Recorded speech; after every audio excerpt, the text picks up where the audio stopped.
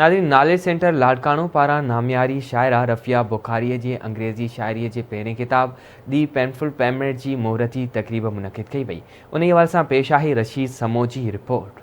नाले सेंटर लाड़काणो पारां नामियारी शायरा रफ़िया बुखारी जे अंग्रेज़ी शायरी जे पहिरें किताब दी पेनफुल पेमेंट जी मुहूर्ती तक़रीब मुनक़िद कई वई, जंहिंजी सदारत नामियारे शाइर ऐं अदीब एडिशनल कमिश्नर अहमद सुल्तान खोसे कई। उन मौक़े ते शायरा रफ़िया बुखारी आवाज़ न्यूज़ सां ॻाल्हाईंदे चयो त इज़हार जी आज़ादी कंहिं बि नेमत खां घटि न आहे, छाकाणि त उहा इंसान जो बुनियादी हक़ आहे जेको खेसि हर हालत में मिलणु घुरिजे। मूंखे तमामु घणी ख़ुशी थी आहे त मुंहिंजे हिकिड़े इन्विटेशन ते, मुंहिंजी हिकिड़ी दावत ते मुंहिंजी लाड़काणे जूं भेनर आयूं आहिनि। इन शइ मूंखे तमामु घणो इनकरेज कयो आहे ऐं मूंखे ताक़त ॾिनी आहे त मां अॻिते वधां। ऐं मुंहिंजो ॿियनि भेनरुनि खे बि पैगाम आहे, असां औरतुनि में घणी पोटेंशियल आहे, इन असां कुझु नथा करे सघूं, असां सभु कुझु करे सघूं था।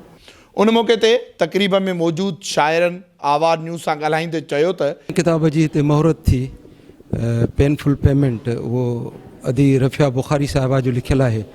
ही शाइरी ज़िंदगी जी शाइरी आहे जंहिंमें उन उहे अहसास जेके आम माण्हू जा थियनि था, उहे ॾुख जा हुजनि, ग़म जा हुजनि, अहसास महरूमी जा हुजनि, या इन नोयत जा जेके ज़िंदगीअ जा ॿिया लाहा चढ़ा आहिनि, उन्हनि जी पूरी नुमाइंदगी इन शाइरीअ में मिलंदी। रफ़िया बुखारी जी किताब पेनफुल पेमेंट्स जी मुहूर्ती तक़रीब थी ऐं जंहिंमें सभिनी स्पीकर्स उन किताब जे हवाले सां उन जी कंटेंट्स ते ॻाल्हायो ऐं अदी खे मां बि मुबारकबाद थो ॾियां। हिकिड़ो ख़ूबसूरत सफ़र आहे, हिकिड़ो ख़ूबसूरत आगाज़ आहे पेनफुल पेमेंट अंग्रेज़ी शाइरी हिकु सिंधी छोकिरीअ जी, जंहिं पंहिंजे अहसासनि खे धारी ॿोलीअ में अहिड़े ख़ूबसूरत नमूने सां पेश कयो आहे।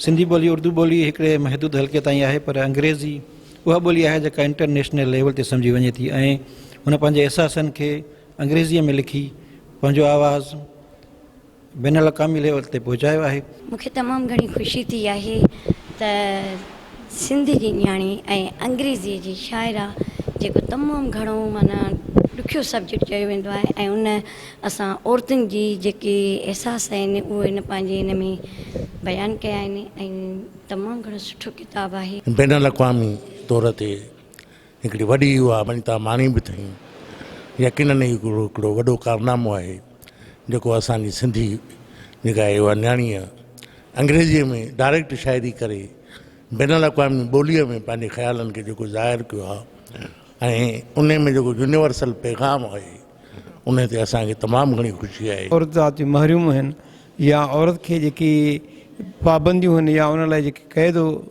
बंदि आहे, उन हवाले सां हिन अणसिधी तरह ईअं सम्झो त पंहिंजे वुमन फाक या औरतुनि जी या भेनरुनि जी तर्जमानी कई आहे। मां सम्झां थो त हिन शहर जी वॾी जेकी आहे या पंहिंजो फतह आहे त हिकु न्याणी पंहिंजे हिन ॿोलीअ में सां गॾोगॾु माना हिन धारी ॿोलीअ में एॾो कुझु लिखी सघे थी, उन ते संदसि खे मुबारकबाद था ॾियूं। मुहूर्ती तक़रीब में वॾे तादाद में शाइरनि ऐं अदीबनि शिरकत कई।